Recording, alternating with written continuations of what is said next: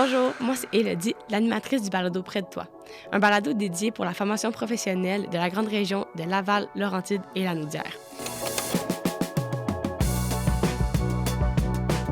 Bonjour, dans cet épisode, on va parler avec Anne-Frédérique Michaud, une enseignante en ébénisterie.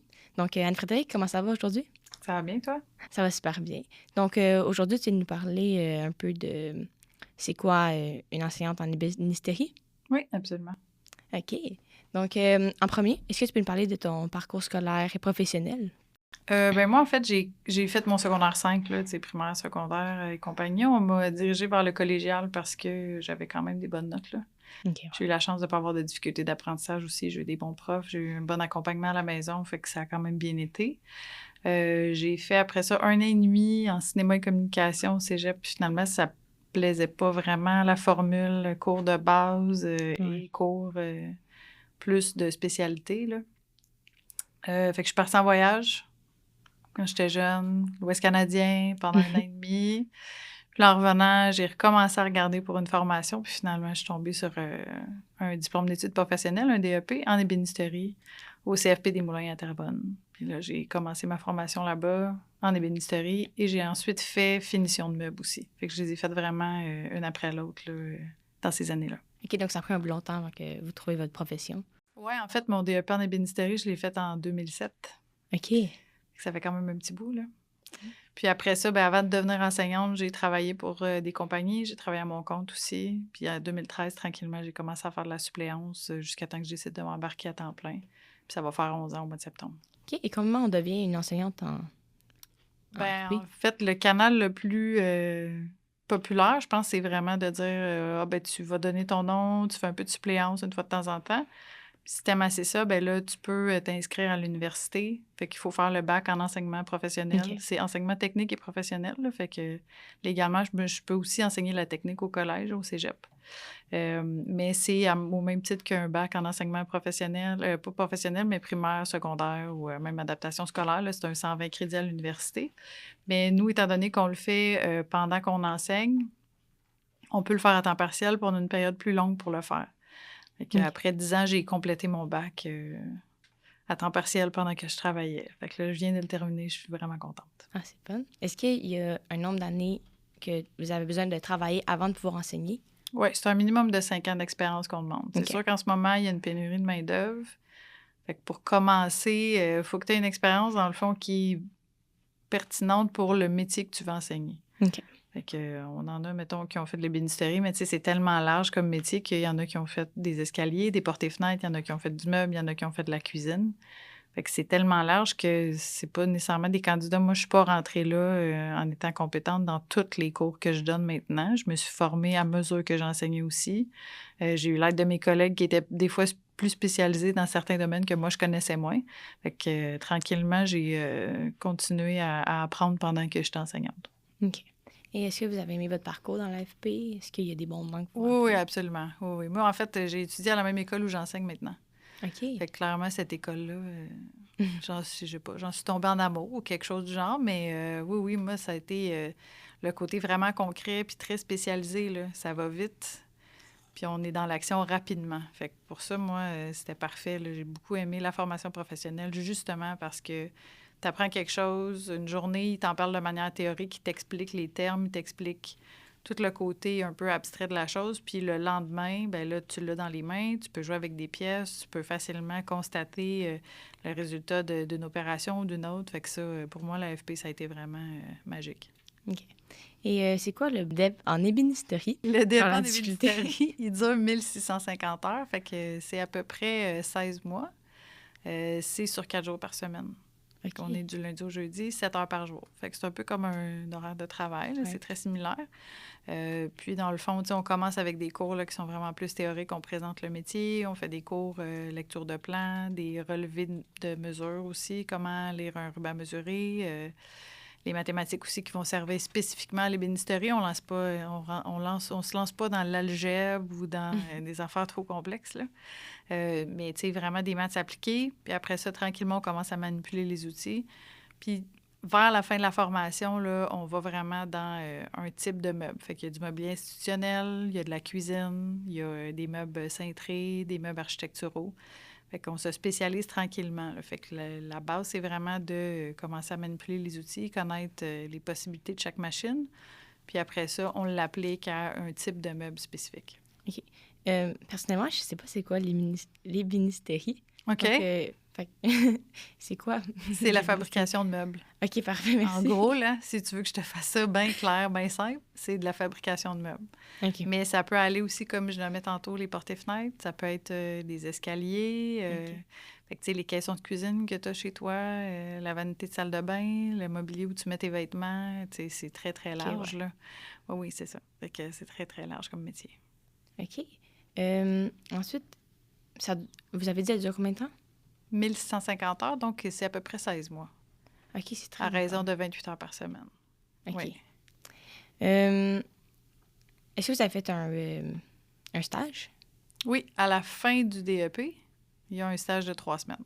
3 semaines. Fait que c'est un peu la synthèse de ce que tu as appris en atelier à l'école. Mais là, tu vas le tester sur le marché du travail. C'est sûr qu'il y a des différences parce que nous, on est dans un contexte où on n'a pas de souci de rentabilité ou de vitesse. On n'a pas besoin que nos élèves fassent de l'argent. C'est pas ça notre objectif. Mais en entreprise, ils se rendent compte que le rythme est pas mal différent. Les exigences sont pas les mêmes. OK. Est-ce que vous avez déjà pensé à changer d'endroit où enseigner?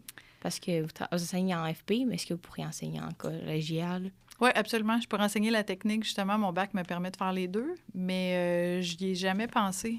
La formule, tu sais, je suis tellement attachée au centre où j'enseigne aussi qu'on dirait que je m'y plais encore, je suis contente. Mes collègues sont vraiment merveilleux aussi, là. Ça joue beaucoup dans la balance. Puis j'ai encore beaucoup de plaisir à faire mon travail, là. Si j'avais à changer de poste, probablement que je resterais dans la même école de toute manière. OK. Est-ce que pendant ton parcours, est-ce que vous avez fait des projets? Vous avez réalisé des meubles, j'imagine? Oui, absolument. On a commencé par faire des petits tabourets, des petites tables. Puis après ça, on a fait, je me rappelle d'une table d'échecs qu'on a faite avec des pattes galbées, style Louis XV. Ça a été un gros projet. Je me rappelle qu'il y avait eu une soirée d'information avant que je débute mon DEP. Puis une fois qu'on était assis dans la cafétéria, là, toute la gang, là, les enseignants nous présentaient les projets, puis je regardais cette table-là, je me disais, mais mon Dieu, je serais jamais capable de faire ça. Puis au final, ben je l'ai encore, cette table-là. Je l'aime beaucoup. Puis je la regarde régulièrement dans mon salon. Fait que je la vois, puis je me dis, ah ouais, oui, finalement, j'ai été capable de le faire.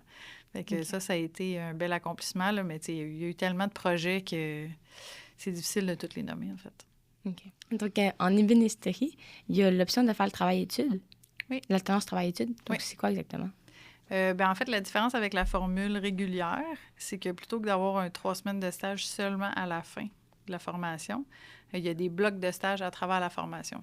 Fait qu'au lieu de faire tous les apprentissages au centre, à l'école, on envoie nos étudiants dans des entreprises où ils poursuivent leurs apprentissages avec des compagnons. Fait que les compagnies sont déjà désignées, là, dans le fond, sont déjà au courant du programme. Ils désignent quelqu'un pour chapeauter notre stagiaire ou en tout cas l'accompagner, là, le coacher un peu. Puis après ça, ben ils reviennent au centre. Fait qu'on regarde avec eux ce qu'ils ont appris. On fait les évaluations. Fait que c'est exactement les mêmes évaluations qu'avec la formule régulière, mais les apprentissages se font un peu à l'école, puis un peu en entreprise. OK. Et pendant ce temps-là, est-ce qu'ils sont payés à l'entreprise? En ce moment, oui, parce que pour cette année et l'année prochaine, on a des cohortes qui sont financées par un programme COUD. Donc, il y a un montant qui est donné aux entreprises pour aider justement à payer les étudiants. Fait qu'ils sont payés pendant qu'ils sont à l'école, mais sont aussi payés pendant qu'ils sont en entreprise. Fait que c'est une entente d'embauche comme si c'était des employés normaux, mais il y a une partie de leur travail qu'ils font chez nous, et des fois, ils sont en entreprise aussi.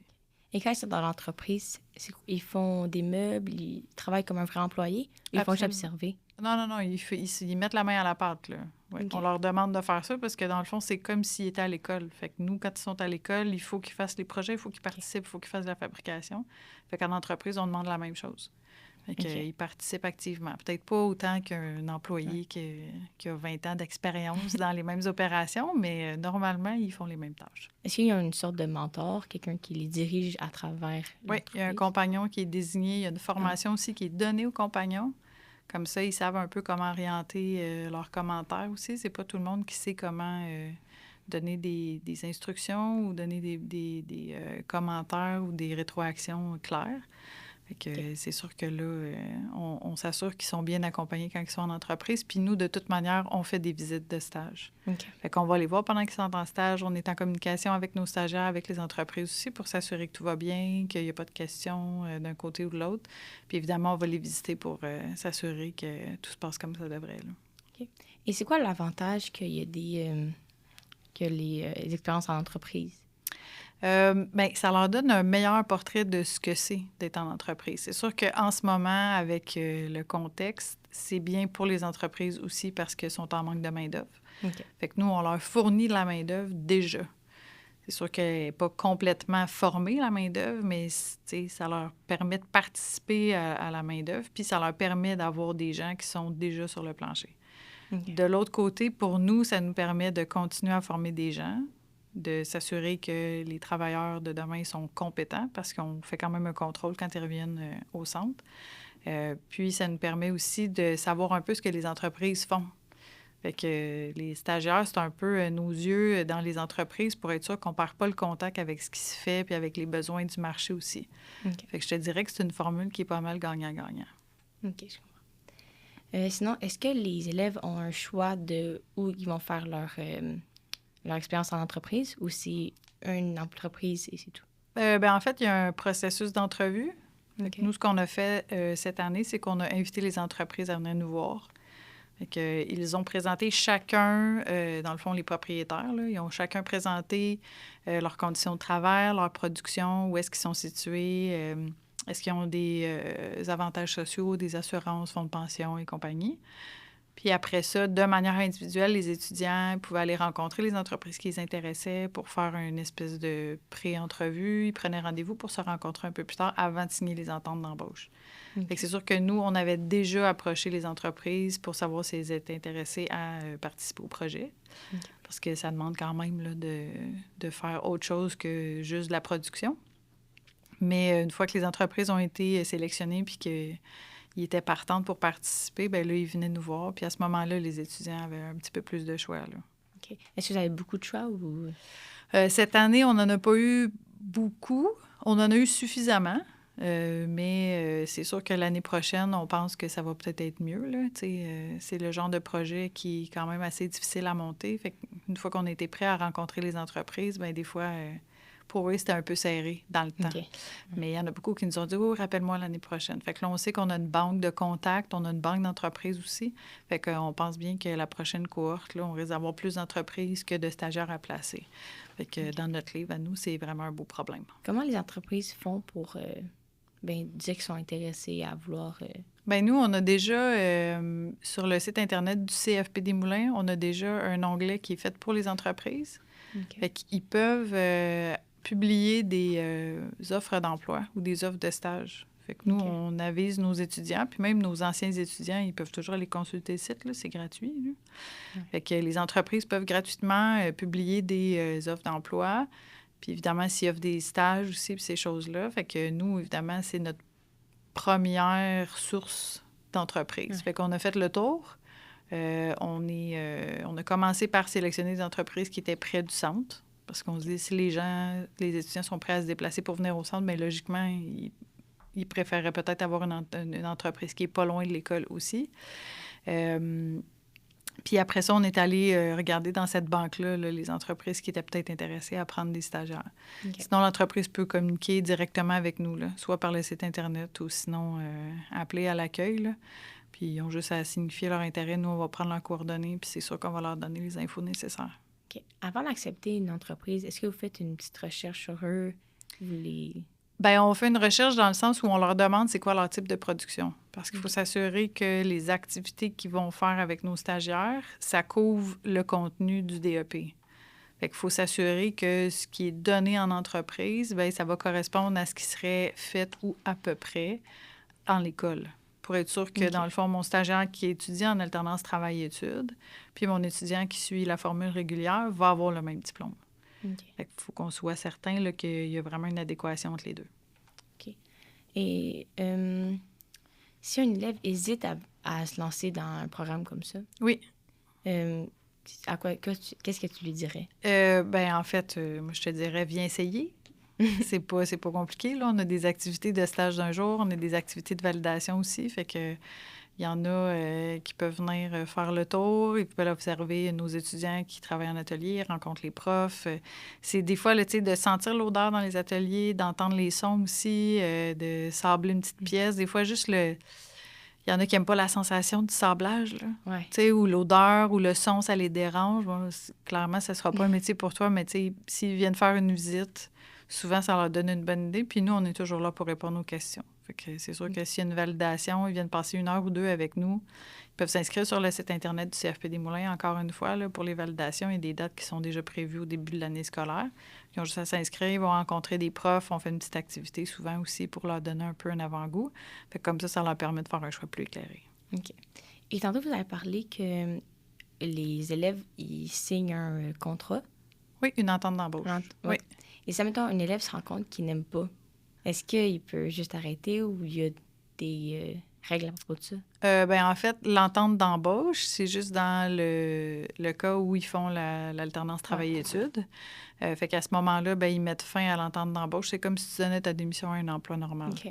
Fait qu'à ce moment-là, les paiements cessent. Puis l'étudiant, ben, il ramène les choses qu'on lui a prêtées. Puis ça finit là. ben oui. On n'est pas... Je veux dire, ils ont le choix, là. Ouais. On veut pas retenir quelqu'un contre son gré non plus. Ouais, je vois. Si quelqu'un rentre à reculons tous les matins, c'est pas le fun, là. Fait que des fois, on essaie des choses, on se trompe, mais c'est pas grave. Au moins, on continue d'essayer. OK. Pour conclure, est-ce que tu as quelque chose à dire à un élève qui hésite à se lancer dans l'AFP? Ben oui puis non. Parce qu'en même temps, je me dis, tu sais, ça se peut que l'AFP, ce soit pas pour toi, comme ça se peut que le collégial, ce soit pas pour toi aussi. Je pense que tout le monde peut trouver son bonheur. Je sais que la formation professionnelle a malheureusement eu et a peut-être encore mauvaise réputation. Penser que si tu réussis pas bien à l'école, tu devrais aller faire un DEP. Mais moi, je veux dire, je suis un exemple de personne qui avait pas de problème à l'école puis qui a quand même trouvé son bonheur en formation professionnelle. Fait que je pense que c'est important d'essayer des choses. OK. Puis au pire, ben c'est pas perdu. Tu t'es trompé, mais au moins que tu sais que t'aimes pas ça. C'est gratuit essayer, là. On continue, exactement. Puis c'est pas un échec non plus, là. Moi, quand je me suis inscrite en ébénisterie, je prenais un peu une chance, puis je savais pas que j'allais aimer ça tant que ça. Et j'étais loin de me douter que je deviendrais enseignante aussi. Donc, essayer, c'est payant. C'est pas mal ça. Essaye. Au pire, tu te trompes et on recommence. C'est pas grave. Donc, merci beaucoup d'être venu Ça me fait aujourd'hui. plaisir.